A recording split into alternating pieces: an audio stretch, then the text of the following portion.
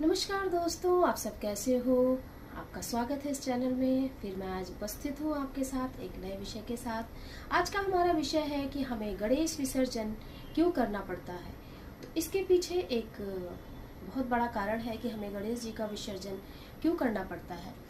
क्योंकि नाम गणेश जी का आया है तो सबसे पहले गणेश जी की वंदना जरूर होनी चाहिए। तो मैं अपने शब्दों में गणेश जी की वंदना करूँगी।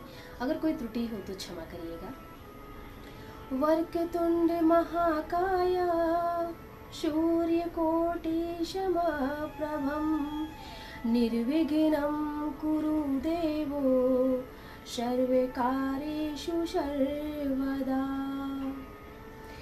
गणेश जी की वंदना के साथ हम अब आगे बढ़ते हैं और हम आपको बताना चाहेंगे कि हमें अपने गणेश जी को घर में स्थान क्यों नहीं दे पाते हैं, उनका विसर्जन हमें क्यों करना पड़ता है। हम अपने अश्रुपूर्वक के साथ हम अपने गणेश जी को विदाई देते हैं, उनके घर में विधि पूर्वक पूजा करते हैं, उसके बाद हमें उन्हें विदाई देनी पड़ती है।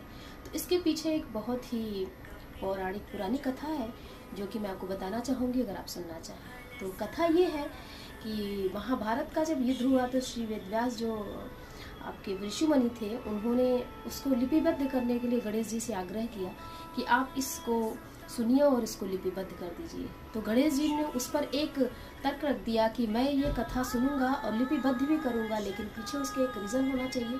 उसके पीछे मैं अपना शर्त रखना चाहूँगा। गणेश जी ने कहा कि ये कथा मुझे आप लगातार सुनाएंगे बिना रुके बिना थके। तो श्री वेदव्यास जी ने कहा कि हाँ जरूर, और कथा प्रारंभ हो गई। तो जब कथा प्रारंभ हुई तो श्री वेदव्यास जी ने कथा प्रारंभ की। क्योंकि आप सब जानते हो महाभारत की कथा इतनी हृदय विदारक है कि उसको लिखते लिखते लिपिबद्ध करते करते श्री गणेश जी के शरीर का तापमान बहुत बढ़ गया। जब कथा समाप्त हुई तो ऋषि मुनि ने उन्हें देखा, उनके शरीर का तापमान तो बहुत बढ़ गया है। स्पर्श करके देखा तो उनके शरीर को शीतलता प्रदान करने के लिए उन्होंने पास के सरोवर में उनको ले गया, उनके शरीर को शीतलता प्रदान की। तो ये कथा है श्री गणेश जी को विसर्जन करने की।